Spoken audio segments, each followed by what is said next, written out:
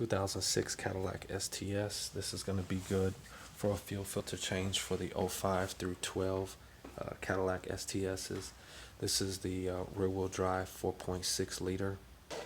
If you lift up on the back seat near the edge, it'll pull up and expose the carpet here. You'll flip your carpet back and that'll expose a cap. That under that cap is your fuse panel for the rear of the vehicle. The fuse that you want to pull is for the fuel pump relay, and it's going to be next to this 30 amp I think it's a window fuse, silver. There's only going to be 2 mini relays. The diagram here shows you which one you want to pull, which is going to be the fuel pump relay. Once I pulled the relay, I started the vehicle, turned it off, started it again. It would not start. Turned it off. I didn't let it keep trying. That's one way to relieve the fuel pressure. The second way is you're going to want to open your fuel cap. There still will be some pressure in the line, so you're going to want to have a something container to connect any fuel that leaks out. The next thing you're going to do is disconnect the battery. The fuel filter, just like the fuse, is on the passenger side of the vehicle, and it is in this area just behind the tire, almost even with the jacking mark.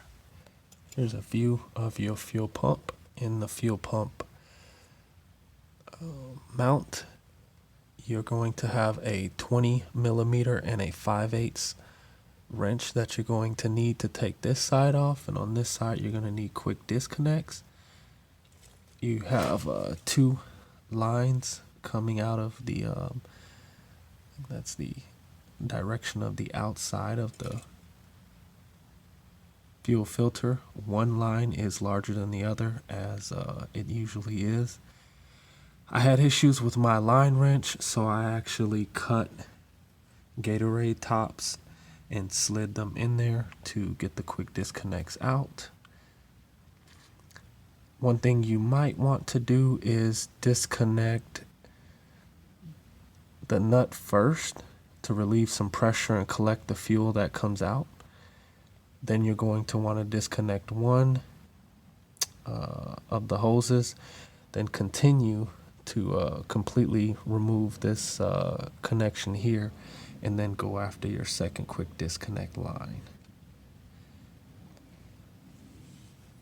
From the bottom of the vehicle, you can identify that one of the lines on the fuel filter is larger than the other. I noticed that the smaller line had more pressure in it.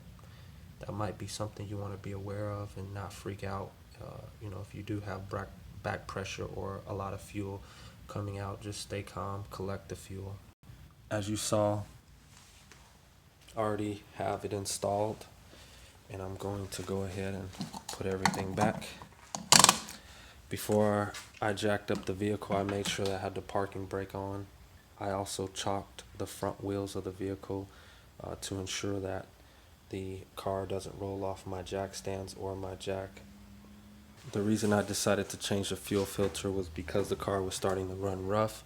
I changed the air filter and I noticed improved performance and an improved smooth idle. However, the car was starting to get more erratic at lower speeds. So at 200,000+ miles, I'm going to go ahead and change the fuel filter and also look for any vacuum leaks.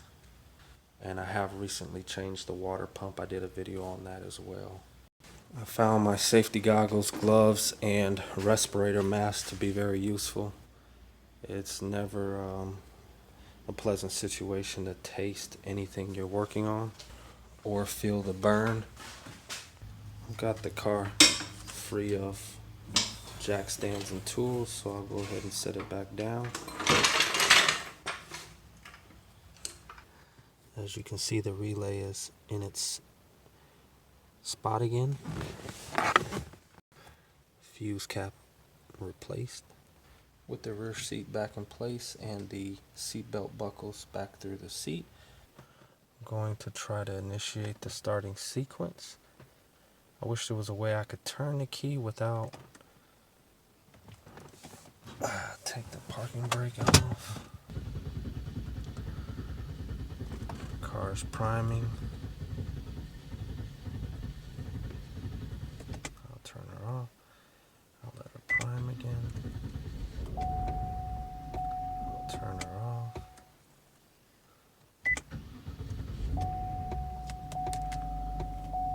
Seems to be doing alright. We'll try one more time. That's a much quicker start. It's preferable. I'll drive it around and see how it does.